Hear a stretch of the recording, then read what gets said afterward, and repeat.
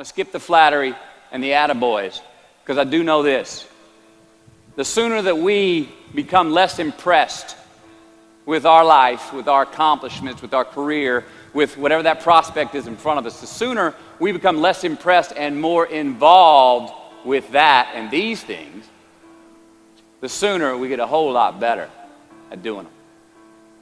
So, I'm going to talk to you about some things I've learned in my journey. Most from experience, some of them I heard in passing, many of them I'm still practicing, but all of them I do believe are true. Now, they may be truths to me, but don't think that that makes them mine, because you cannot own a truth. So please think of these as signposts, approaches, paradigms that give some science to satisfaction. They're yours to steal, they're yours to share, liken to your own lives, to personally apply in your own lives, in your own way, should you choose to. So, here we go. Number one, life's not easy.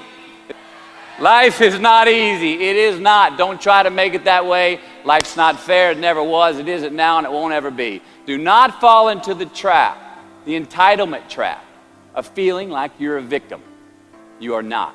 Get over it and get on with it. And yes, most things are more rewarding when you break a sweat to get them. Number two, I love this one. Unbelievable is the stupidest word in the dictionary. Should never come out of our mouths. Think about it. To say, oh wow, what an unbelievable play. It was an unbelievable book, an unbelievable film, an unbelievable act of courage. Really? It may be spectacular, it may be phenomenal, most excellent or outstanding. But unbelievable? Give others and yourself more credit. It just happened. You witnessed it. You just did it. Believe it. What about the other side of unbelievable? You know, that side when we humans underperform or act out of our best character. For instance, man flies a suicide jet into the World Trade Center. Millions die from diseases every day that we have cures for. Bob the Builder swears that he's going to have your house built by Thanksgiving, and you can't move in until Christmas the next year. Our best friends lie to us, and we lie to ourselves all the time. Unbelievable? I don't think so. Again, it just happens, and it happens every day. Nothing that we Homo sapien earthlings do is unbelievable. And if there's one thing you can depend on people being, it's people. So we shouldn't be surprised. We, us, are the trickiest mammals walking the planet. I'm not worried about the monkeys. I'm worried about you and me. So acknowledge the acts of greatness as real, and do not be naive about mankind's capacity for evil, nor be in denial of our own shortcomings. Happiness is an emotional response to an outcome. If I win, I will be happy. If I don't, I won't. It's an if-then, cause and effect, quid pro quo standard that we cannot sustain because we immediately raise it every time we attain it. You see, happiness demands a certain outcome. It is result reliant. And I say, if happiness is what you're after, then you're going to be let down frequently, and you're going to be unhappy much of your time. Joy, though, joy is a different thing. It's something else. Joy is not a choice. It's not a response to some result. It's a constant. Joy is the feeling that we have from doing what we are fashioned to do, no matter the outcome. Now, personally, as an actor, I started enjoying my work and literally being more happy when I stopped trying to make the daily labor a means to a certain end.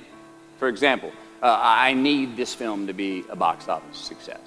You know, I need my performance to be acknowledged. I need the respect of my peers. All those are reasonable aspirations, but the truth is, as soon as the work, the daily making of the movie, the doing of the deed became the reward in itself for me, I got more box office, more accolades and respect than I ever had before. See, joy is always in process. It's under construction. It is in constant approach, alive and well in the doing of what we're fashioned to do and enjoying it. Number 4, define success for yourself. Define success for yourself. Now check this out. I'm in south of New Orleans a few years ago, and I went to a voodoo shop. And they had this wooden partition against the wall with these columns. And in these columns were all these vials of these magic potions, right? And the headings above each potion defining what they would give you were things like fertility, health, family, legal help, energy, forgiveness, money. Guess which column was empty? Money. Let's admit it. Money is king today. It's what makes the world go round. It is success. The more we have, the more successful we are, right? Now, I would argue that our cultural values have even been financialized. Humility is not in vogue anymore. It's too passive. It's a get-rich-quick on the internet, richest 15 minutes of fame world that we live in, and we see it every day. But we all want to succeed, right? So the question that we've got to ask ourselves is what success is to us, what success is to you. Is it more money? That's fine. I got nothing against money. I don't. Maybe it's a healthy family. Maybe it's a happy marriage. Maybe it's to help others, to be famous, to be spiritually sound, to leave the world a little bit better place than you found it. Continue to ask yourself that question. Now, your answer may change over time, and that's fine. But do yourself this favor. Whatever your answer is, don't choose anything that will jeopardize your soul. Prioritize who you are, who you want to be, and don't spend time with anything that antagonizes your character. Don't drink the Kool-Aid, man. It tastes sweet, but you will get cavities tomorrow, all right? Life is not a popularity contest. Be brave, take the hill, but first answer that question, what's my hill? So, how do I define success? For me, myself. Well, for me, it's a measurement of 5 things. We got fatherhood. We got being a good husband. We got my health, mind, body, and spirit. We got career, and we got friendships. These are what's important to me in my life right now. So I try to measure these 5 things each day. I check in with them. I like to see whether or not I'm in the debit section or the credit section with each one. Am I in the red or am I in the black? You follow? For instance, sometimes say my career's rolling. All right, it's way up here in the black, but I see how my relationship with my wife maybe could use a little bit more of my attention. I got to pick up the slack on being a better husband. Get that one out of the red. Or say my spiritual health could use some maintenance. It's down here, but hey, man, my friendships and my social life, they're in high gear, right? I got to recalibrate. Checks and balances. I got to go to church. Remember to say thank you more often, something. But I got to take the tally because I want to keep all 5 in healthy shape. And I know that if I don't take care of them, if I don't keep up maintenance on them, one of them is going to get weak, man. It's going to dip too deep into the debit section. It's going to go bankrupt. It's going to get sick, die even. So first, we have to define success for ourselves. And then we have to put in the work to maintain it. Take that daily tally. Tend our garden. Keep the things that are important to us in good shape. I mean, let's admit it. We've all got 2 wolves in us. A good one and a bad one. And they both want to eat. The best I can tell, we just got to feed that good one a little more than the other one. Here we go. Number 5. Process of elimination is the first step to our identity. AKA, where you are not is as important as where you are. All right, 1992, I got my first job as an actor. 3 lines, 3 days work in a film called Dazed and Confused. All right. All right, all right, all right. There we go. So this director of that film, Richard Linklater, he kept inviting me back to set each night, putting me in more scenes, which led to more lines, all of which I happily said yes to. I mean, I'm having a blast. People are telling me I'm good at what I'm doing, and they're writing me a check for $325 a day. I mean, hell yeah, give me more scenes. I love what I'm doing. Well, by the end of the shoot, by the end of the film, those 3 lines had turned into over 3 weeks' work, And it was mine. It was Wooderson's 1970 Chevelle that we went to go get Aerosmith tickets in, man. Yeah, it was badass. Well, a few years ago, I'm watching this film again, and I noticed two scenes that I really shouldn't have been in. In one of these scenes, my character Wooderson, I exit screen left to head somewhere, and then I re-enter the screen and to double check if any of the other characters wanted to go with me. Now, in rewatching the film, and you'll agree if you know Wooderson, Wooderson's not a guy who would ever say, later, and then come back to see if you were sure you didn't want to go. Now, when Wooderson leaves, Wooderson is gone. He does not stutter, step, flinch, rewind, ask twice, or solicit. You know what I'm talking about. Wooderson has better things to do, like liking those high school girls, man, because I get older and they stay the same age. My point is, I should not have been in that scene. Shouldn't have come back. Should have exited screen left and never come back. But back then, making my first film, getting invited back to the set, cashing that check and having a ball, I wanted more screen time. I wanted to be in the scene longer and more and come back into the scene, right? But I shouldn't have been there. Wooderson shouldn't have been there. It is just as important where we are not as it is where we are. Look, the first step that leads to our identity in life is usually not, I know who I am. I know who I am. That's not the first step. The first step's usually, I know who I am not. Process of elimination. Defining ourselves by what we are not is the first step that leads us to really knowing who we are. You know that group of friends that you hang out with that they really might not bring out the best in you? You know, they gossip too much, or they're kind of shady. They really aren't going to be there for you in a pinch. Or how about that bar that we keep going to that we always seem to have the worst hangover from? Or that computer screen, right? That computer screen that keeps giving us an excuse not to get out of the house and engage with the world and get some real human interaction. Or how about that food that we keep eating, the stuff that tastes so good going down, it makes us feel like crap the next week, when we feel lethargic and we keep putting on weight? Well, those people, those places, those things, stop giving them your time and energy. Just don't go there. I mean, put them down. And when you do this, when you do put them down, when you quit going there, and you quit giving them your time, you inadvertently find yourself spending more time and in more places that are healthy for you, that bring you more joy. Why? Because you just eliminated the who's, the where's, the what's, and the when's that were keeping you from your identity. Like, trust me, too many options, I promise you this, too many options will make a tyrant of us all. All right, so get rid of the excess, the wasted time. Decrease your options. And if you do this, you will have accidentally, almost innocently, put in front of you what is important to you by process of elimination. Knowing who we are is hard. It's hard. So give yourself a break. Eliminate who you are not first, and you're going to find yourself where you need to be.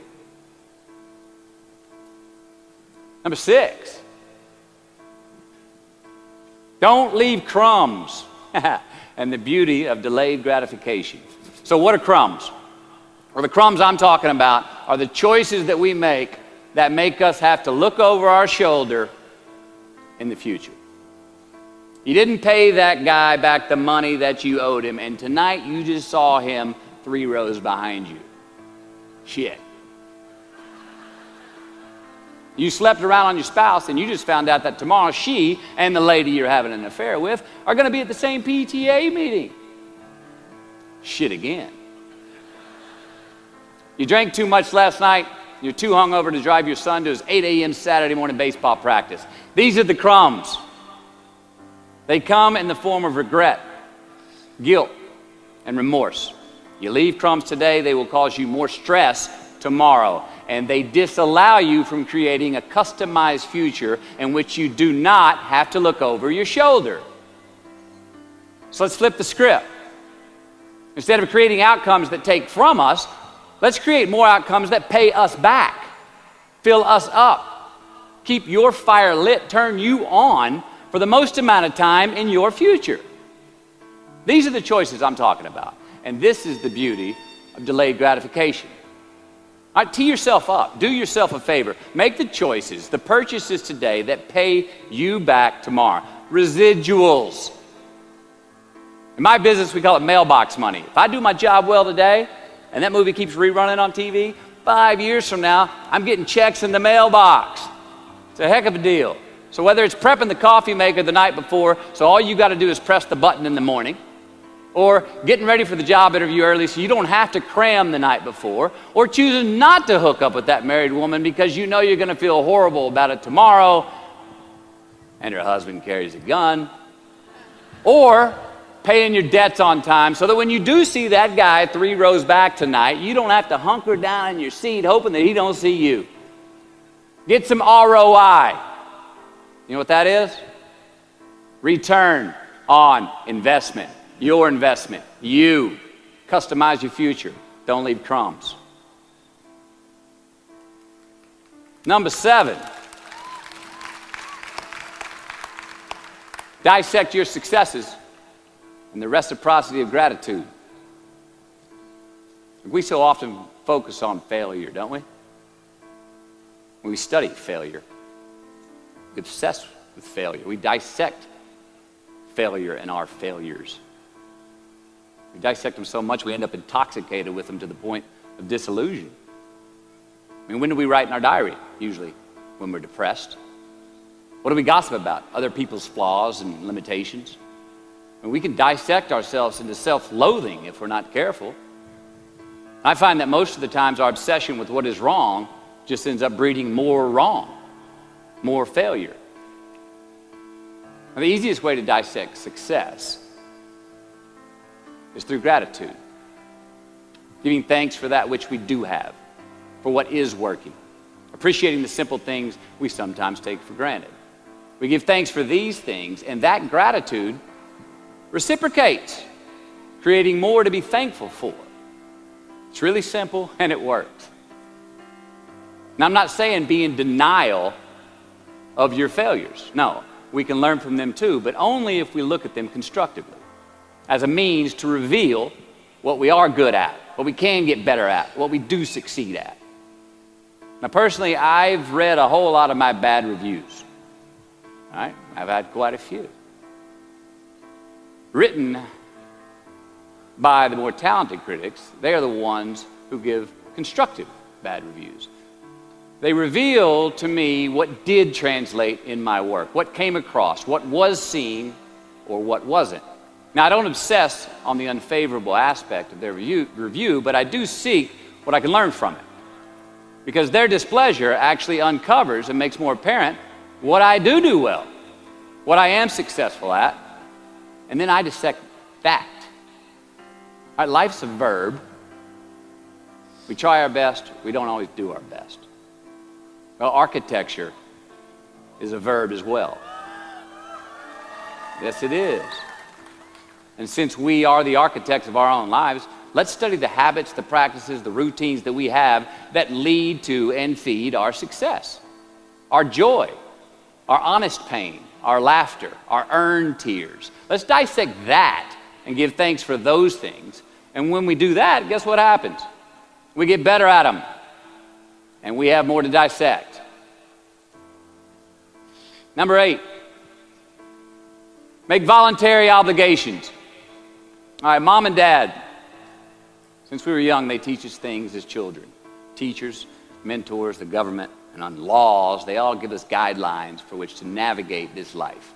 Rules to abide by in the name of accountability. I'm not talking about those obligations. I'm talking about the ones that we make with ourselves, with our God, with our own consciousness. I'm talking about the you versus you obligations. We have to have them. Now again, these are not societal laws and expectations that we acknowledge and endow for anyone other than ourselves. These are faith-based obligations that we make on our own. These are not the lowered insurance rates for a good driving record. You will not be fined or put in jail if you do not gratify these obligations I speak of. No one else governs these but you. They are your secrets with yourself, your own private counsel, personal protocols.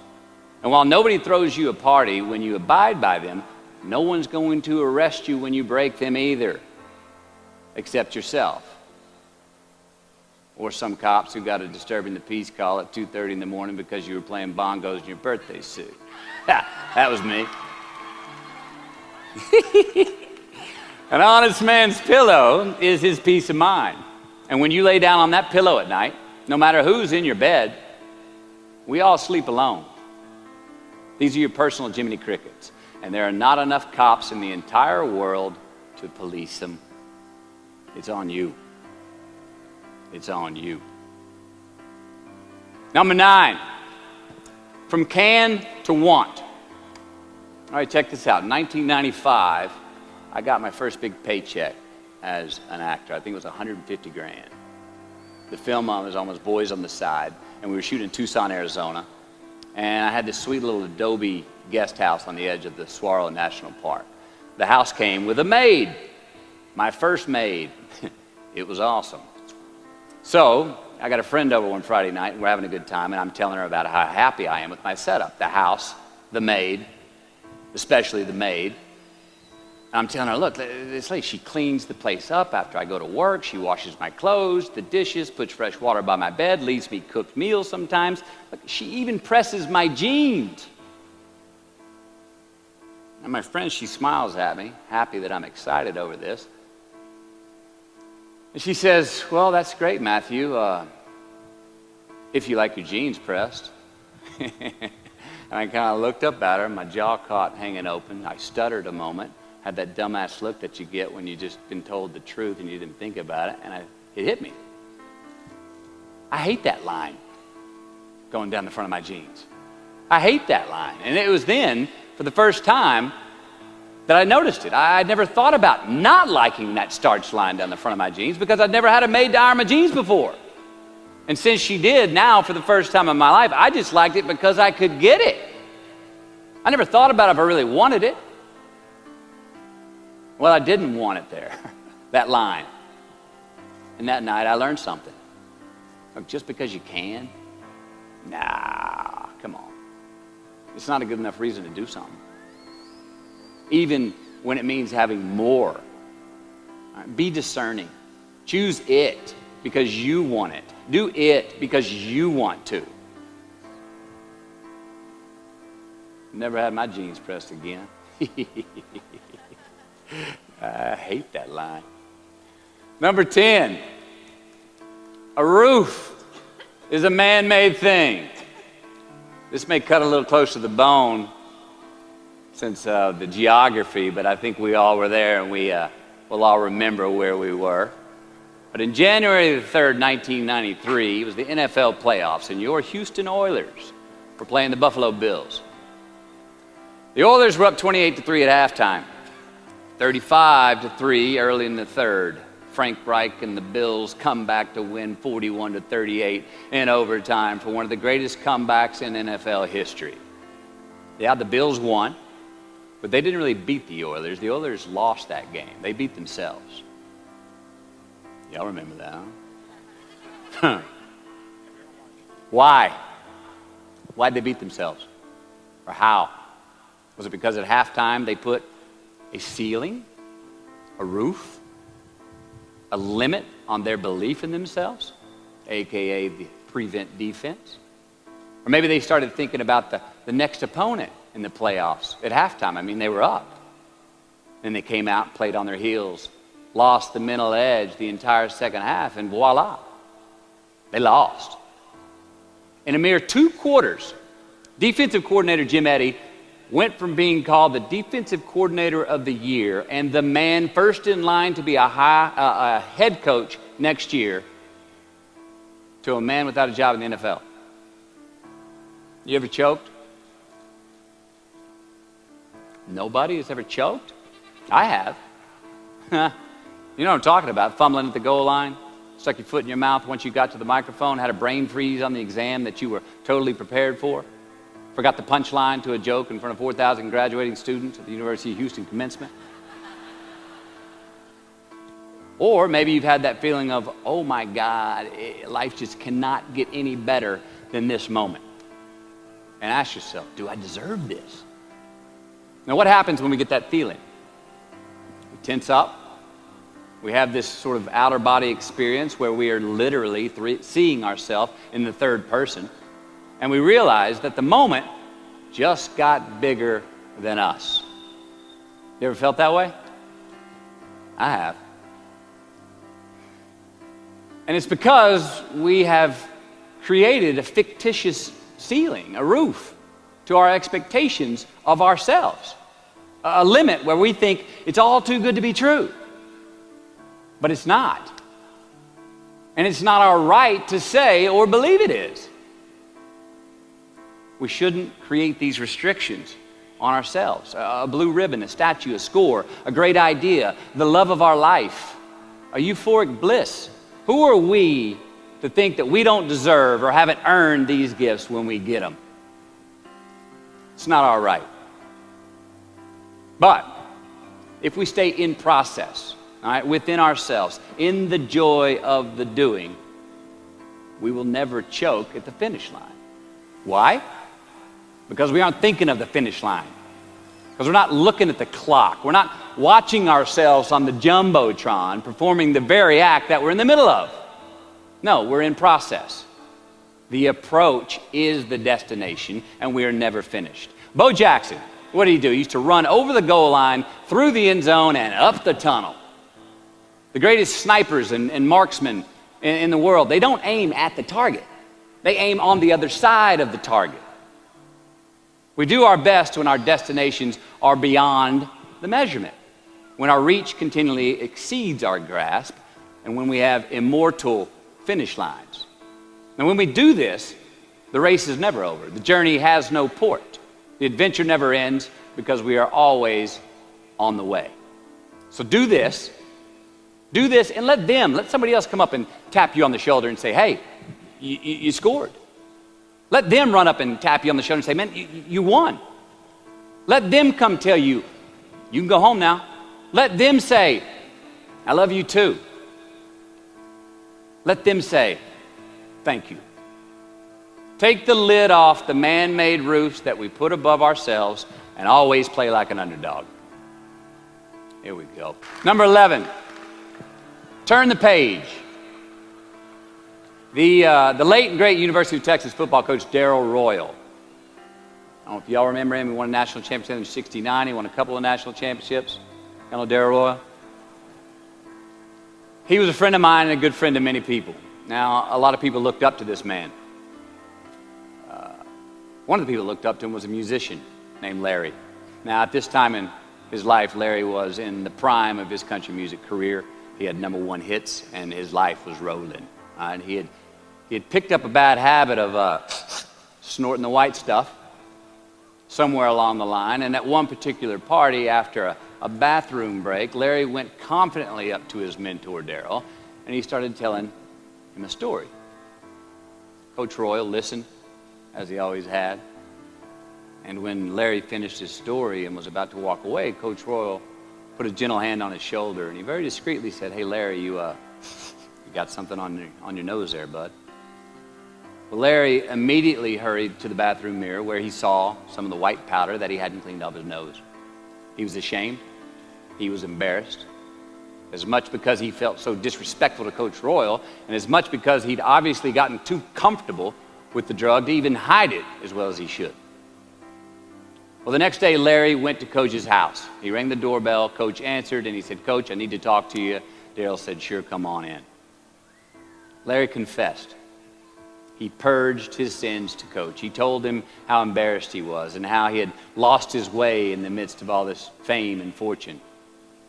And towards the end of an hour, Larry, who was in tears, he asked Coach, he said, Coach, what do you think I should do? And the coach, being a man of few words, just looked at him and calmly said, Larry, I have never had any trouble turning the page in the book of my life. Larry got sober that day, and he's been sober for the last 40 years. You ever get in a rut? You know what I'm talking about? You get in a funk. Get stuck on the merry-go-round of a bad habit. I have. Look, we're going to make mistakes. You got to own them. Then you got to make amends. And then you got to move on. Guilt and regret kills many a man before their time. So turn the page. Get off the ride. You are the author of the book of your life. Turn that page. Number 12. Give your obstacles credit. You know those no fear t-shirts that were out? I don't know. People used to wear them 10 years ago. No fear. Anybody remember those, or is it just me? I saw them everywhere. All right.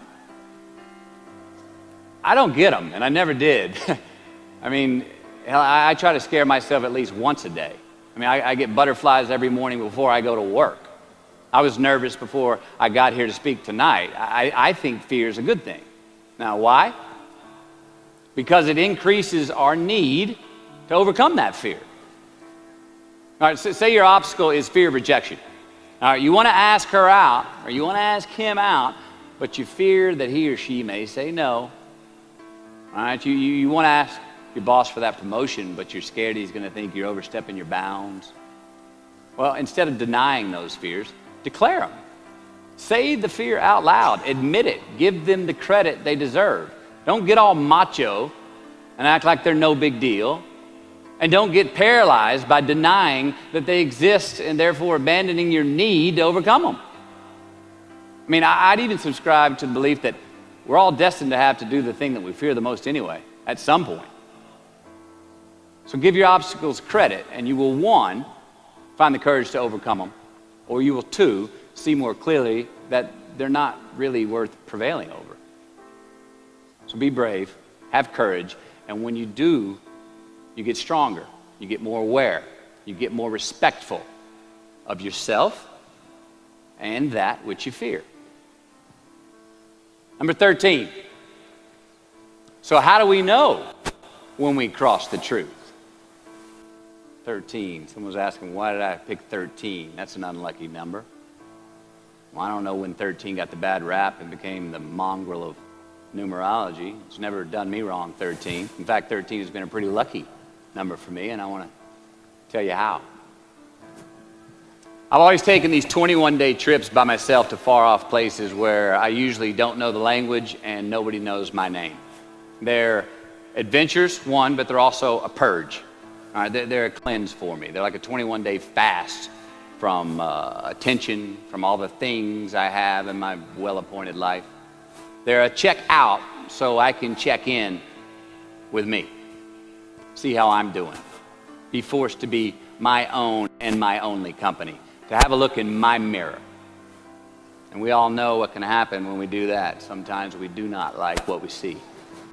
Well, in 1996, right after I got famous from a film I did called A Time to Kill, I headed out on one of these 21-day walkabouts, and this time to the jungles and the mountains of Peru. The sudden fame that I'd just gotten was somewhat unbalancing. My face was everywhere. Everyone wanted a piece of me. People I'd never met were swearing that they loved me. Everywhere I went, there I was on a billboard, a magazine cover. It was just weird overall. You know, I was asking myself, what's the reality in this and what's the bullshit? Did I deserve all this? These were all questions I was asking myself. Well, who was I was another. Now, there's always an initiation period with these trips. An amount of time that it takes for the place to initiate the traveler. The time it takes to disconnect from the world we just left and become completely present in the one we are traveling in. Now for me, that initiation period usually lasts about 13 days. 13 hellish days until I am out of my own way. Well, it was the night of the 12th day of my 21-day trip. I'm settling into camp. I'd already hiked 80 miles to this point, and I had a 3-day trek ahead of me to Machu Picchu. And I was full on sick of myself, wrestling with the loss of my anonymity. I was guilt-ridden for sins of my past. I had a lot of regret. I was lonely, disgusted with my company. mine. Grappling with these demons on this night, I couldn't sleep. All of these badges and banners and expectations and anxieties that I was carrying with me, I needed to free myself from them. So I stripped down to nothing. I took every moniker that gave me pride and confidence, all the window dressings, the packaging around the product. I discarded them all. I got rid of my lucky and faithful American cap. I stripped off all my talismans from adventures past. I even discarded my late father's gold ring with an M on it that he gave to me. And it was a meltdown of he and my mom's class rings and gold from my mom's teeth. I even got rid of that. I was naked, literally and figuratively. And I got sick. I felt clean. I felt free and light. Along a muddy path on this walk, I turned a corner. And there in the middle of the road was this mirage, this magnificent pinks and blues and red colors that I'd ever seen. It was electric, glowing and vibrant, just hovering just off the surface of the jungle floor as if it was plugged into some neon power plant. I stopped, I stared, there was no way around it. The jungle floor in front of me was actually thousands of butterflies there in my path. It was spectacular. So I stayed a while. And somewhere in my captivation, I heard this little voice inside my head say these words. All I want is what I can see. And all I can see is what's in front of me. Now at that moment, I had stopped anticipating what was around the corner. For the first time, I stopped thinking about what was coming up next. What was up ahead? Time slowed down. I was no longer in a rush to get anywhere, and my anxieties were greatly eased. A few hours later, I returned to camp. Even the local Sherpas I was traveling with, they noticed calling out to me, "Sois luz, Mateo, sois luz," which means you are light in Spanish. See, I forgave myself that morning. I let go of the guilt. The weight that was on my shoulders was lifted, my penance was paid, and I got back in good graces with my God, and I shook hands with myself, my best friend, the one that we're all stuck with anyway, ourselves. And from that morning on, the adventure was awesome. I was present, I was out of my own way, I was not anticipating next, I was embracing only what was in front of my eyes and giving everything the justice that it deserved. You see, I crossed the truth that morning. Now, did I find it? I don't know. I think it found me. Why? Because I put myself in a place to be found.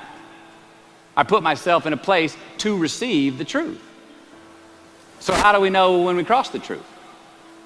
Well, I think the truth's all around us all the time. I mean, I think the answer, it's always right there or right there. I think it's all around us. We just don't always see it. We don't always grasp it, hear it, access it.